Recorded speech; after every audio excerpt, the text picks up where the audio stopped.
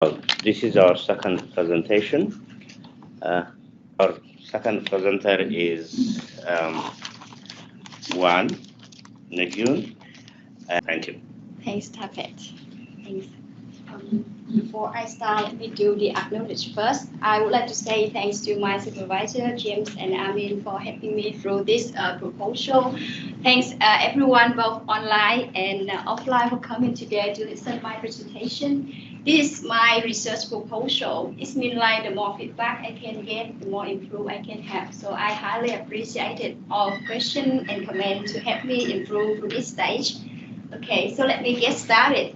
My research topic is technological innovation in the Australian wine industry. I study of CRM platform and AR-labelling adoption in SME winery. So look at this with a few acronyms need to explain. So let me explain first before we move on to the main part. All right. So CRM, what is it? CRM is customer relationship management. Unfortunately, there's no universal definition of CRM. Different organizations provide a little bit different view of CRM.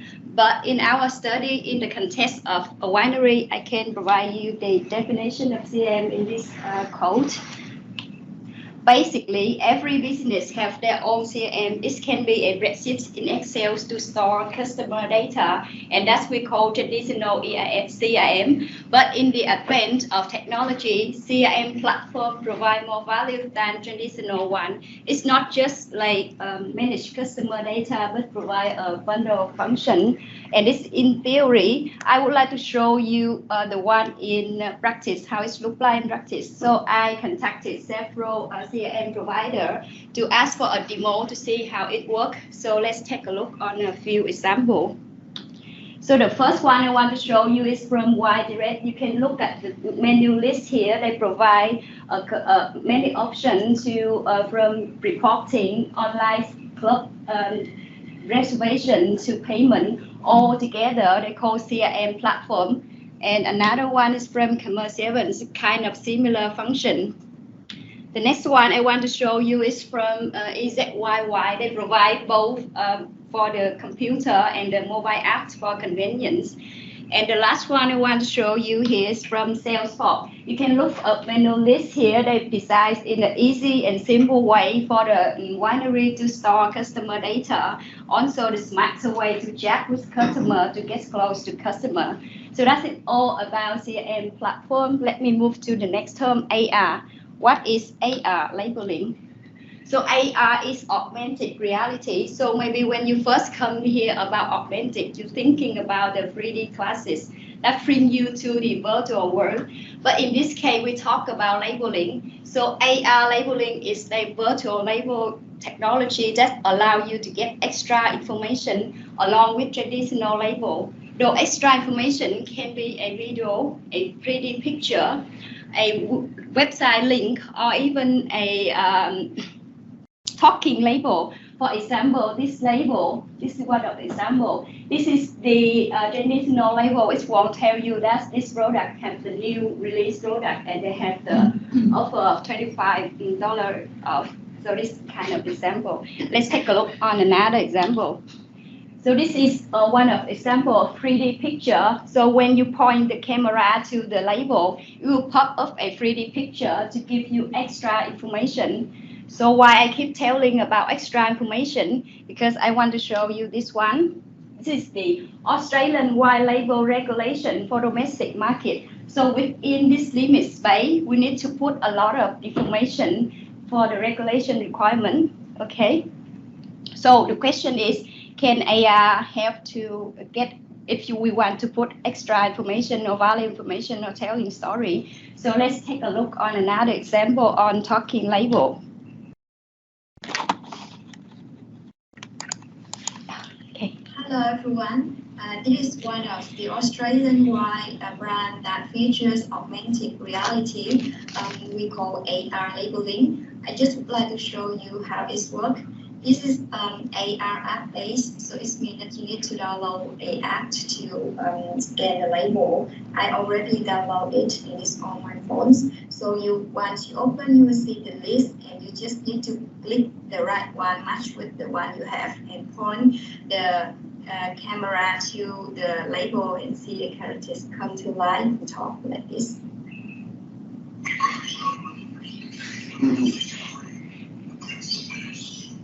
It's a little bit unclear.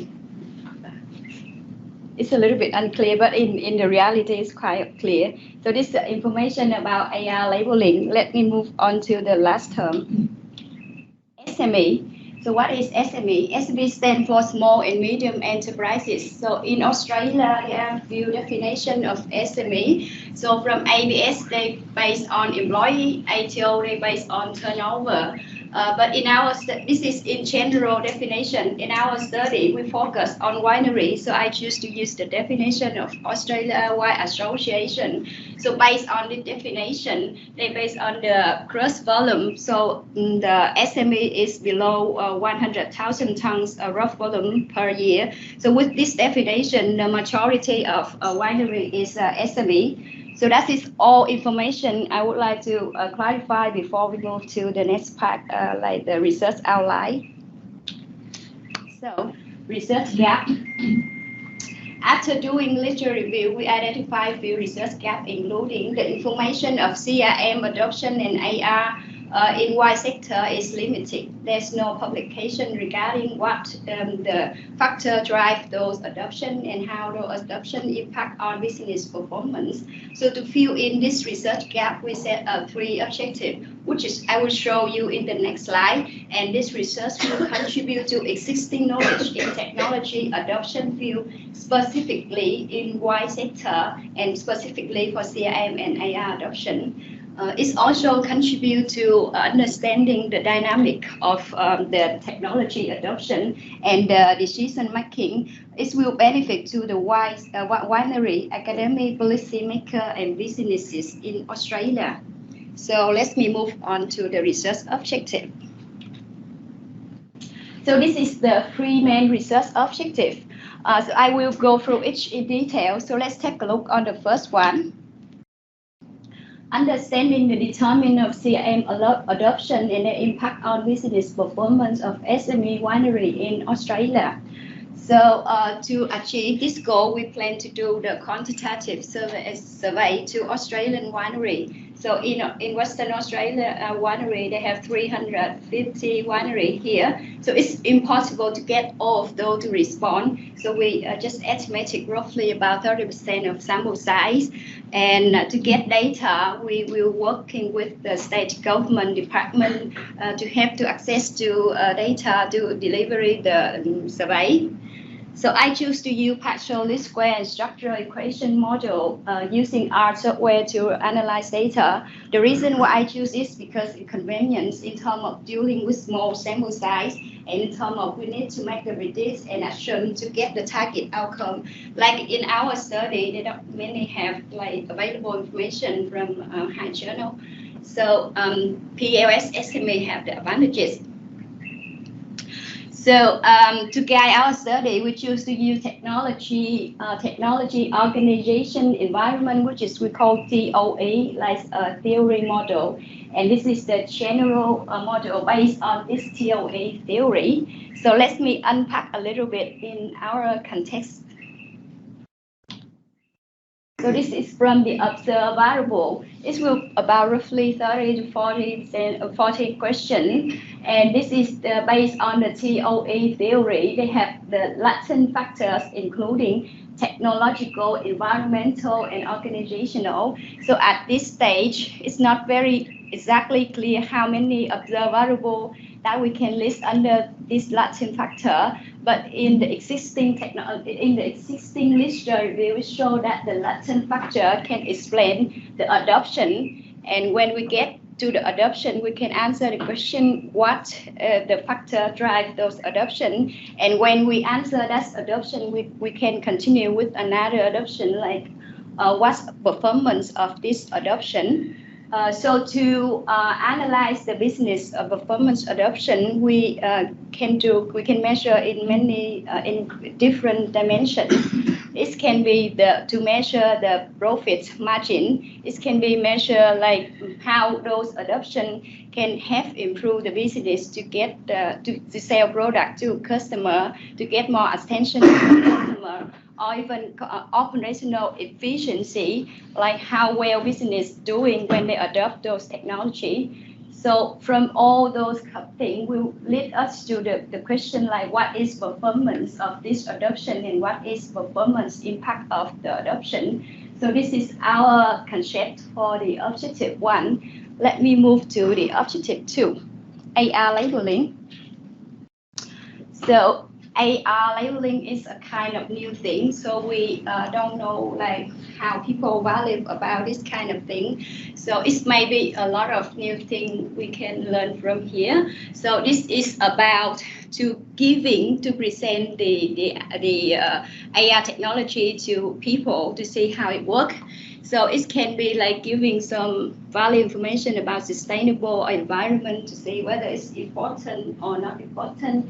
What AR-labeling type, including app-based or web-based, that the consumer interests more than. So what's the location where the AR signal takes place in, front label or back label, and other type of content, like I showed with you some example about video, 3D picture, talking characteristics, things like that, which one the consumer care, and some content to test the interest of the consumer.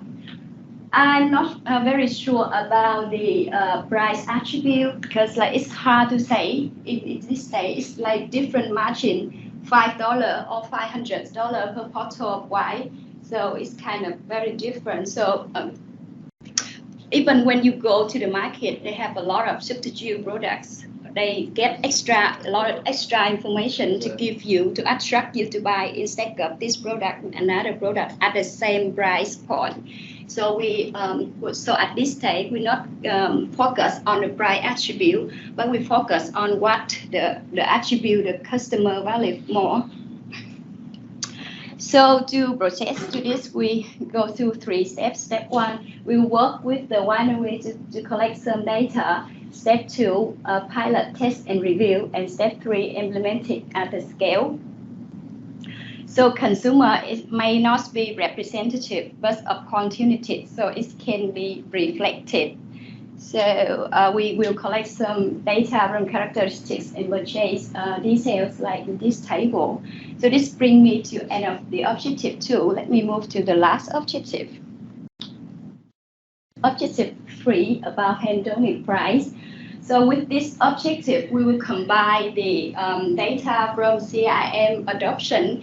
It may be including small number of winery with the data of AR adoption. It's again a small number of wine labeling that have already implemented AR adoption, combined with classes. Quality wine, and then the characteristics of original wine, to testing to see if they have any marginal price there. So we will work with that, and we will try to work and get more information. But if you go through the literature review, you will see like a lot of study working on the hedonic price, including they do on quality rating, age of wine, regional and craft variety, things like that. But no one investigate on like the CRM or AR adoption may impact on the price hedonic. So basically, we will build on that and we'll continue to work and to get more clarified on that. So yeah, that is all information about my presentation. Thank you very much for listening, and all feedback to help me improve. Welcome.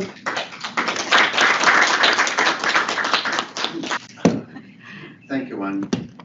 Interesting today. I've got 2 questions. One is the role of, how are you going to control for the role of what they call, well, in experimental economics, you call it homegrown values. So homegrown values are, if you have products like wine, particularly wine, people have preconceived valuations of them as a function of what their friends have told them, what they've heard, maybe previous experience, and so which are not going to be, I don't know whether they're going to be taking account of that? That's the first question. And the second question is perhaps more fundamental. Why do you limit yourself to just surveys? This is perfect material for studying an experimental setting where you can actually control the variables and get some causal information, understanding what is actually explaining that people will prefer this or that factor. You can manipulate, which you can't do through surveys or DCEs in reality. So I was just wondering, there's a fantastic there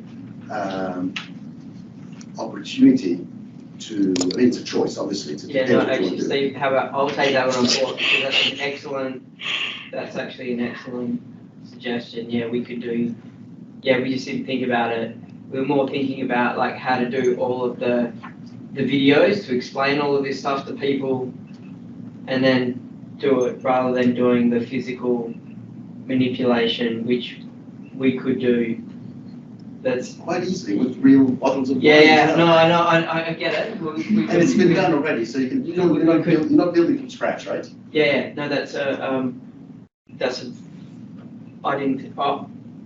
My fault. I didn't think of it. I'll take that one. But it's a really part of this process. We could definitely. Do you know what I mean? We're all thinking about how to explain all this for the DCE and making a really fancy video to explain everything rather than just doing the treatment, which we could totally do. Yeah, I'll cop that one. That's my fault. Yeah, that's what this is for. Thank you very much. Yeah, thank you very much for suggestion. Yeah. So can you back to the slide where you presented the attribute level assessment? So as I can see here, you look at the way how we present AR code to consumer.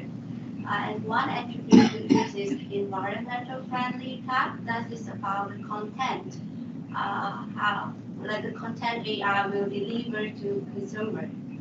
And here, if we look at how we link between producers and consumer in this way, because we present AR, we want consumer use this AR information, but then when they use this, what the information they can access to, that's important as well.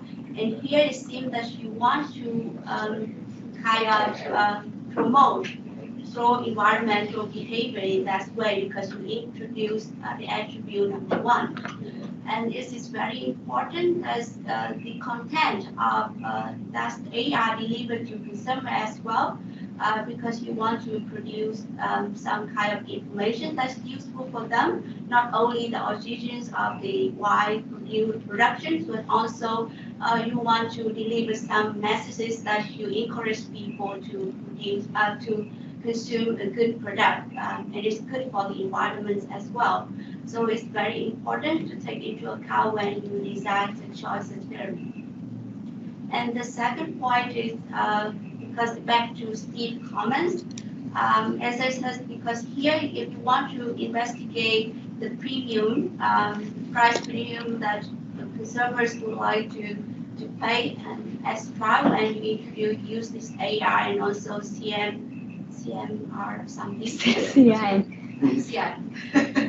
So this is the way they did is also they run an auctions. Actually, they go to the supermarket and also like do really an incentivized experiment with consumer, where they run the auction and ask for the willingness to pay. Next time actually answers your questions on premium.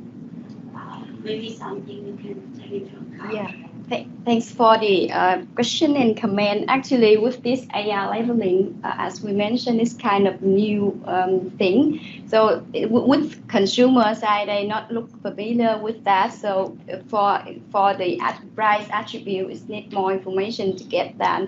Because like even for me, when I go into the market to look through, I ask for still like seller about like whether they familiar with that, but they already have the product in the shelf, but they not even don't know what AR is. And until I show to them, this is AR, and they say, wow, it's the new thing, but it's like already there on their shelf. And then the thing is, when the shelf of like the wine they display, all of the wine they display in the front label. So mostly AR with the QR code and thing in the back of label. So that's why when the consumer go to the sale, they didn't notice that they have anything like AR there.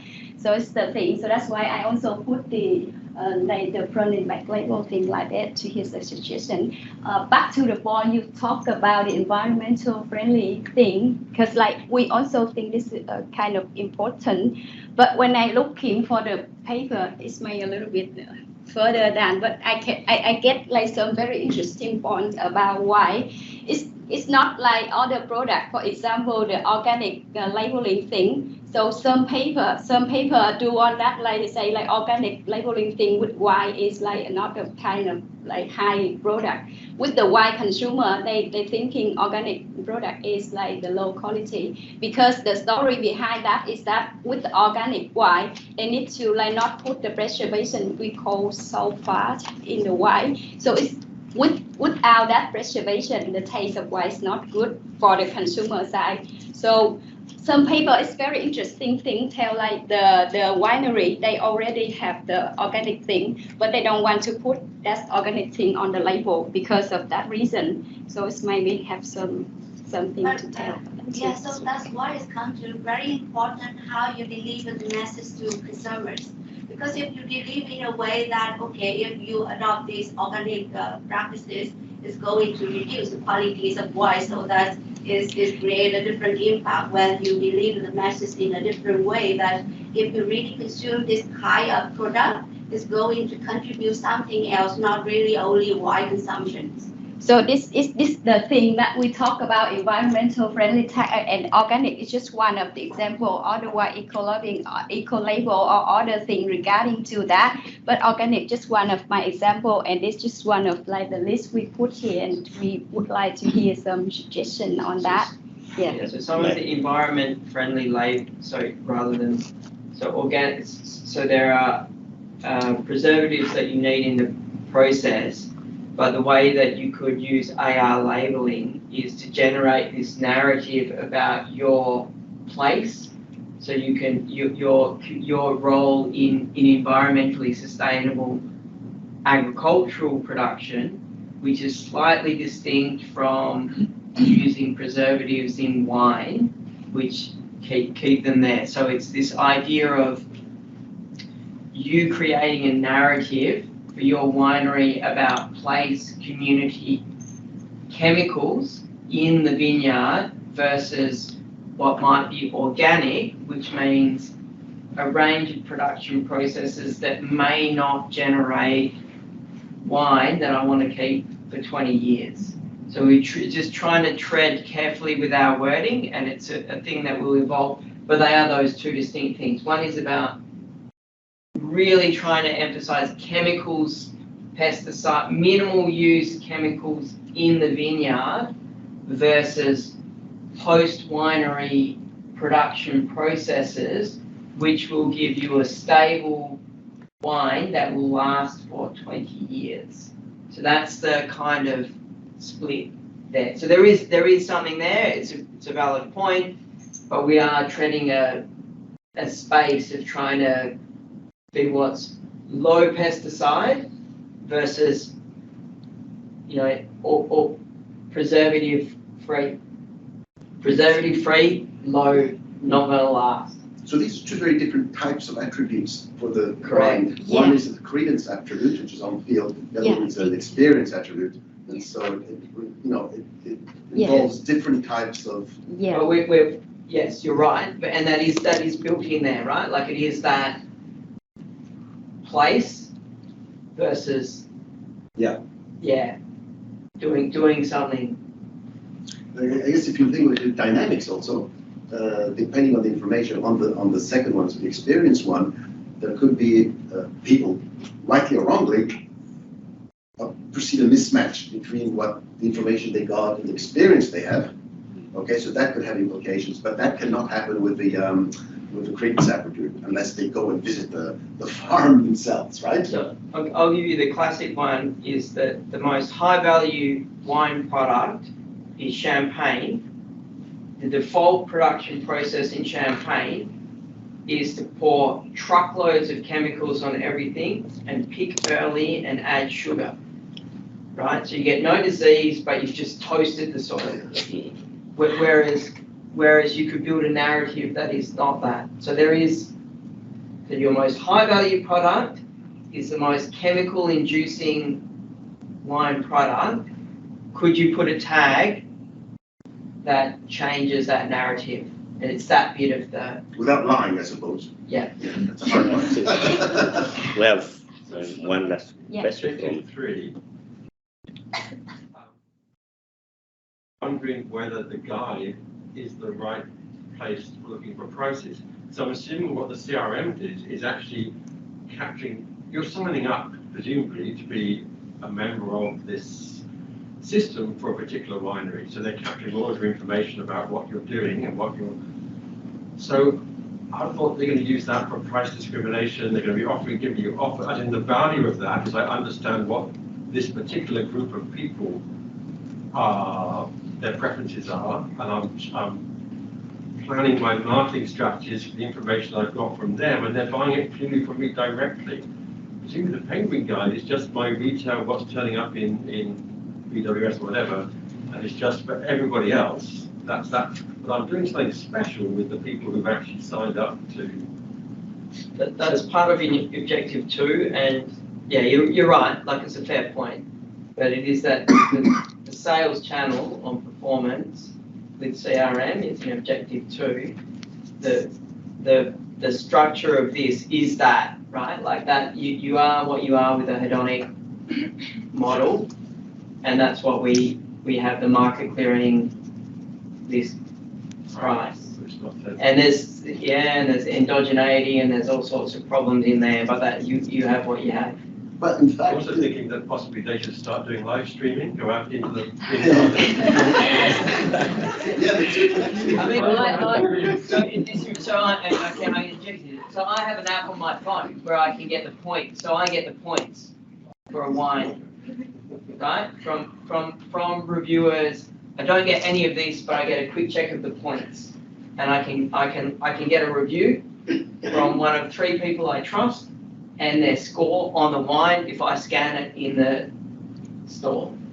And it's none of this, but it's like, okay, this vintage is not, I know this brand, it's not this vintage, I want, you go off. So there's all sorts of stuff happening here that we don't really understand. But the thing, you just said something, that adoption of these technologies, right, to me, is going to endogenize the pricing process. The price is no longer going to be a given. It's going to be endogenous, in the sense that the information is going to be used by particularly more producers to actually choose the price as a function of all that information, particularly if you go into AR and what is it now, live streaming. It's going to be interesting. They're going to have, the two are going to be variables. You can't consider the price as a fixed thing anymore.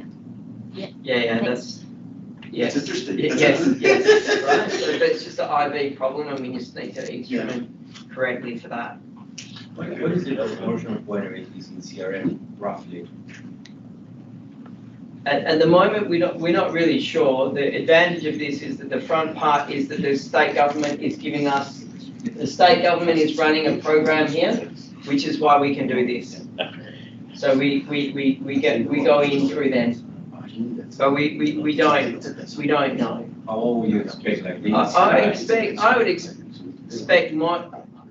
expect the majority to be not using it.